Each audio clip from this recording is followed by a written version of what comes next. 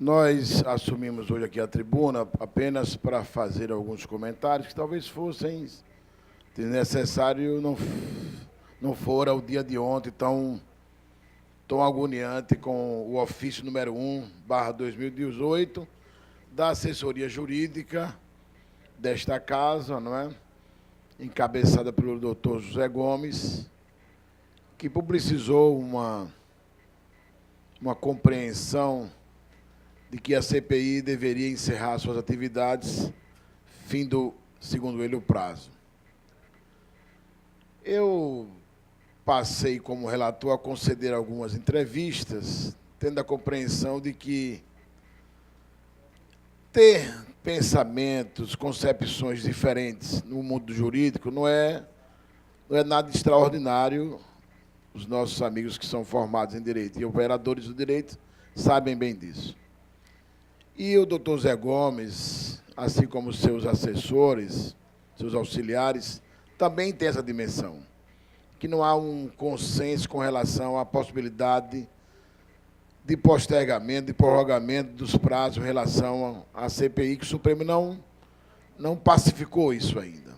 Há decisões favoráveis e decisões contrárias a isso. Portanto, quando uma assessoria se comporta dessa forma, é ela quem traz à tona a possibilidade de alguém ver um dano, um lodo nessa forma de agir.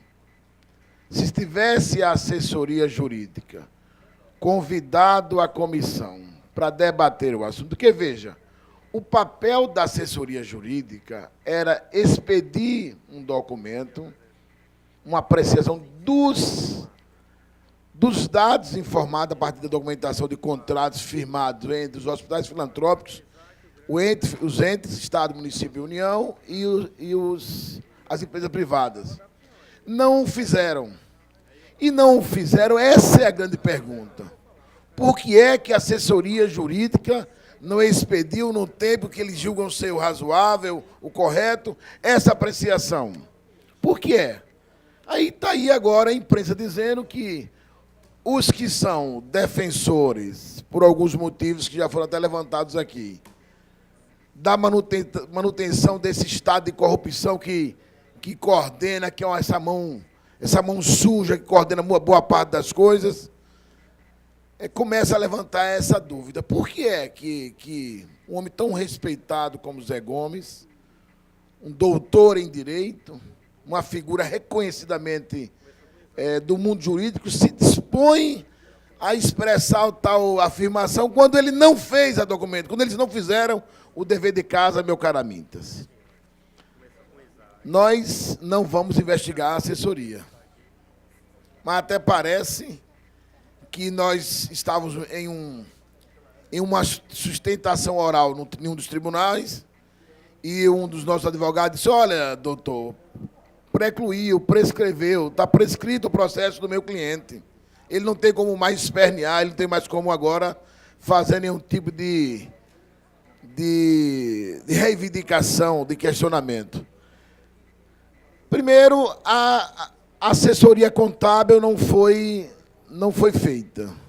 O presidente desta casa, José Vitale, dissera que não iria contratar uma empresa porque a ERPAC, que assessora esta casa, para variar, né?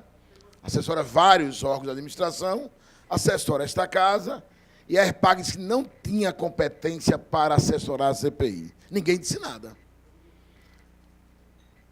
Não pode assessorar. E eu disse: presidente, nós avisamos a Vossa Excelência de que essa empresa não teria condições de assessorar, mas ele falou de corte de gastos. Agora, essa origem está se retirando. Como eles não têm uma outra forma de dizer: olha, nós não fizemos nenhum relatório, nós não podemos fazer, nós somos impedidos por forças maiores, nós vamos nos apegar a essa tábua de salvação, dizer que prescreveu. Então, faz assim, envie-nos o relatório até a data que não está prescrito. Analise a documentação até a data, meu caro Américo, até 30 de setembro. Olha, até aqui nós podemos investigar, nós podemos fazer uma análise jurídica. Doravante, daqui para frente, nós não podemos mais fazê-lo. Eles não fizeram nenhuma, porque há uma orientação para não fazer. E por que é que é uma orientação para não fazer? Porque as pessoas não querem que a verdade venha à tona. As pessoas não querem auxiliar. A assessoria que está colocada nesta casa é para demover os parlamentares das suas posições firmes, convictas de que o Aracaju tem que ter uma nova forma de viver. A transparência nas relações públicas tem que ser mais clara do que a neve. Mas não é assim que está sendo pensado. E aí depois fica um dos agentes do meio de comunicação, o senhor Narciso Machado, chamando os vereadores de incompetentes. É um jovem pueril, não é?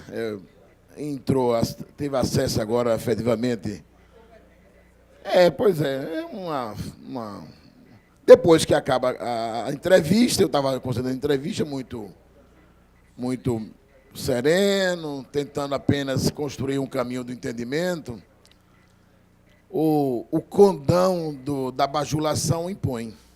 Ou você me trata bem, ou você é um ser que aprendeu em sua formação familiar a ser capacho, subserviente ao poder. Portanto, agora, para você estabelecer aqui, você vai ter que ser mais um capacho do esquema que está montado nessa cidade, nesse estado, e vai ter que dizer exatamente o que eu quero que você diga. Então, esqueça tudo que foi produzido pela CPI.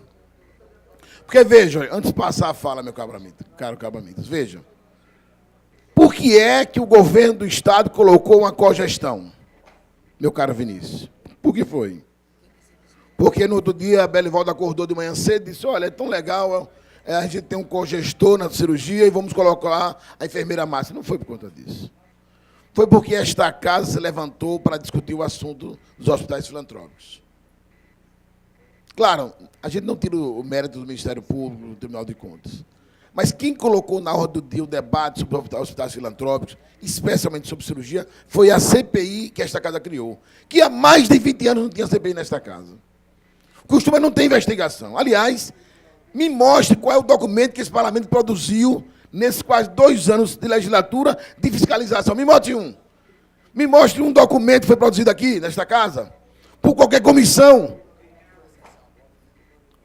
Qual foi? Olha, nós investigamos a obra tal, nós fizemos uma fiscalização em tal... nada. A única coisa que havia em curso aqui era a CPI do lixo e a CPI da saúde. Como se acostumou que essa Câmara não deve fiscalizar, porque a CPI é um instrumento de fiscalização. É a fiscalização mais aguda. É o exercício efetivo do nosso mandato. Estamos acostumados, 20 anos. Alguns imbecilentes, claro, tinha oposição, esperneando, valorosos vereadores, mas a boa parte deitou-se imbecilendo. Nós não vamos investigar nada. Por quê?